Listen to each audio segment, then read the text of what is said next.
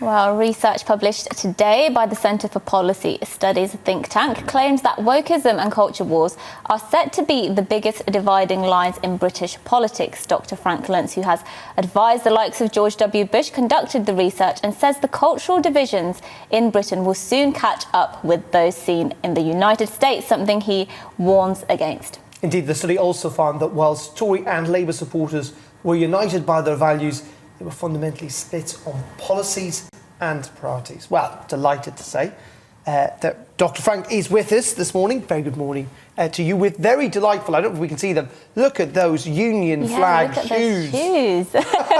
Oh, and very colourful socks too. It's the Beatles and the Who. Oh, very good. Together again. Where do you get shoes like that? They Some were are on the internet. they were a gift, and I actually wear them with pride here.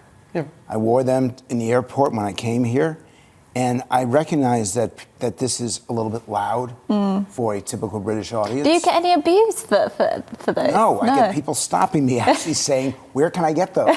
I want to buy them." But this represents a commitment to unity, a commitment between England, Scotland, Wales, and Northern Ireland. It represents what is great about this country, and I'm nervous that there are people who are trying to tear it down. I'm nervous about woke. I'm nervous about cancel culture. And I raise this because, in the end, it doesn't have to come here. The fact is, you have a way to prevent it. And it's simply by the politician refusing to engage in this kind of politics, refusing to try to upset and destroy an economy that's been really good for most people, not everybody, and a political system that hasn't had the ugliness that America's had. Now, you had Brexit, and you were the entertainment for the rest of the world for a couple of years. Of course, we supplanted that with Donald Trump. I don't want you to have that kind of populism, because it is like a virus. And unlike COVID, there is no vaccine. If you get woke and you get cancel culture and you get that kind of division, I don't know how you get rid of it. Tell us, we mentioned that you found here that this idea of wokeism could be the biggest divide. I mean, tell us more about, what things did you find in your study? Because it was quite a, big study, very lots of questions relating to culture and politics. What were the key takeaways in the study? Well, the Center for Policy Studies was committed to not just understanding, but to really getting inside the psyche of the British people. And not just to measure it, but to try to address it. So finding number one is that we need to promote mutual respect, not even fairness. That fairness will actually divide. Mutual respect will unify. Finding number two is that 1/3 of the population, including some people who are watching right now, don't even know what woke is, don't know what cancel culture is. So it's not here yet, but it could come. And then the third finding, and the one that bothers me the most, 42% of the UK is invested in their country, which isn't a good number, but even worse, only 27% feel the UK is invested in them. And that's something that I don't know if you can engage your viewers, but that's a really fascinating result. The idea that you're committed to your country, but your country isn't committed to you. That's a disaster. Why do you think, and you say that it's much worse in the United States, that it's kind of here to a degree, but why is there this necessary need, from my point of view, to kind of supplant kind of American cultural norms on Britain? Don't. On assuming that, but we do this all the time. So stop. How do we do that? By not doing it. Actually, you made the mistake of bringing me on your air. So you've done it right here. No, candidly, CPS also found that the politicians in this country are not trusted, the business leaders in this country are not trusted, and that people feel ignored, forgotten, betrayed. These are really awful, awful findings. And if you want to change it, if you want to avoid the woke and all this division, it requires listening. And that's the number one priority for politicians. For the business, it requires the leadership to stay out of politics. The strongest advice I can give to the business communities watching now is don't comment. Do your job. Serve your customers, respect your employees, treat your communities and really make a difference. But we're seeing so many companies now go what some might say woke. They're really, taking on this agenda, this progressive. I mean, you could use all sorts of terms to describe it. But they're taking on issues of racism, of gender, of sexuality, and very much embracing that. And some people feel now that companies are lecturing them and almost sneering at them and taking that ideological position. Are you saying that's the absolute wrong thing to do? It's the opposite of what they should be doing. Because they don't realize it, but they're agitating the people who work for them. They're agitating the people who buy products from them. Racism is real, and we have to acknowledge that. And there is discrimination by race, by ethnicity, by gender. You address those. You address it specifically, you address it systemically, but you don't throw out the system. Woke and cancel culture is about destroying economic freedom. It's about destroying democracy. It's really about blowing everything up because there are people who feel like they can't win unless other people lose. I know this from America. It's not the case. We have to, it's not a matter of reshifting the pie, changing the slices. It is a matter of growing that pie. So whatever creates more economic freedom, whatever creates more opportunity for more people is the policies that we should be engaged in. And unfortunately, the business community's bought into this because they're trying to buy people off. You cannot do that. You cannot write a check and think that you'll get the respect of your employees and the communities that buy from you. It doesn't work that way. But you say in this, you said the problem with woke and counterculture is that it's never done. The conflict and divisions never end.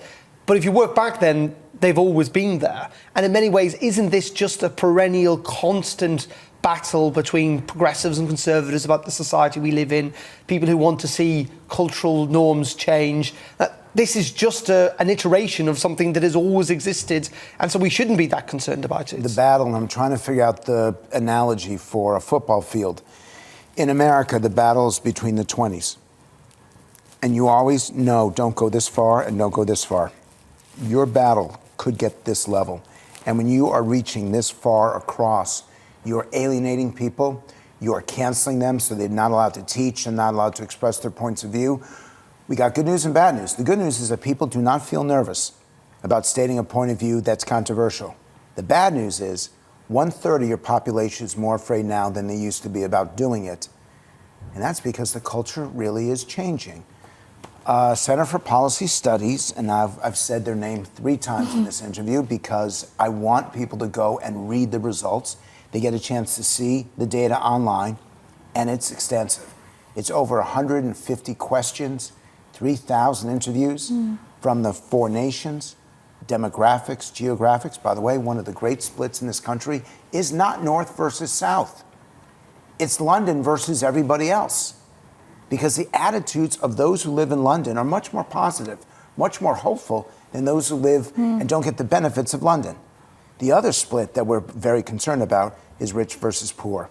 And this is not just a labor split.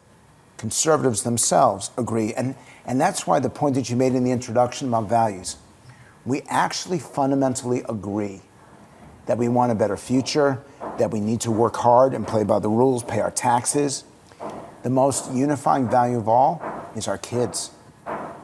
We want them to do well. And there's the banging right now. You can hear it. I don't know if they can hear it at home, but that's the banging of the woke culture right here. Yeah, but I suppose I come back, listen to you, it's really interesting, but I come back to, in lots of ways, But. Notice he said but. That's what woke does. No. Instead of, you should have said and. If you want viewers to engage you, if you do, but I'm now going to listen to every word that you all say. If you say but, it means you're rejecting everything else that came before you. If you say and... No, it just means I'm going to disagree with you, exactly. But that's perfectly fine. So let's build on the conversation rather than shutting it down. There's a conversation, you are allowed to disagree with people. Absolutely. That's a good thing. Not in woke, by the way. Not in cancel culture. Well, yeah, but cancel culture, you won't be back after the break. Yeah, but this doesn't practice cancel culture. This invites, and now I'm taking control of the interview. Go ahead. No, I was just very quickly just going to say, I come back to this point. It's not really terribly new. I mean, for a long period of time, this country was quite religious. It wasn't very tolerant of views that weren't held within those religious parameters. In the grand historical context of even nation states. What are you, Andrew Neil? No, I'm just saying it's not terribly new. It's not terribly new. It is new, but the reason why it's new is because of social media. Yeah. Because now a point of view can be spread over the web instantly. And the problem with social media is that it spreads negative information, not positive. There's no check on it. There's no accountability. And people now are getting their information to affirm themselves rather than inform themselves. So that's the challenge of social media. All those three are brand new, and that's why woke and cancel culture are so potentially dangerous. Again, I'll emphasize, it doesn't have to be this way. We can disagree in this room. We can go out for a beer, and we can be friends. Under woke and cancel culture, you're done. Well, at least not burning us at the stakes, not yet at least. Yes, and just quickly, because this is something that's come out today about the young people and more likely people under 30, more likely to have fallen out with somebody, because, I mean, that's absurd, isn't it? That really speaks to the heart of what you're talking about. And it's maybe we should be worried because this is a generational thing and we really don't want to take this, the young people of today are the future. We don't want to take these attitudes into the future. Or do you think they'll just grow up out of it and they'll realise they will grow they out can be of friends it. with people with different opinions? They will grow out of it until they don't. And you're sound. You're the sensible center. I'm not quite sure what you are, but you've absolutely got it. 53% of 18 to 29-year-olds have actually canceled a friend because they disagree with their politics. The generation that claims to be most tolerant, most woke, is actually the least tolerant. And that's a wake-up call because they are the future, and their politics, their policies, and the way they behave is going to be reflected in the years ahead. I am nervous. And again, to get the full study, Center for Policy Studies. Okay. Frank, thank you very much. Really interesting, honestly fascinating. Thank you very much. Frank Luntz there joining us.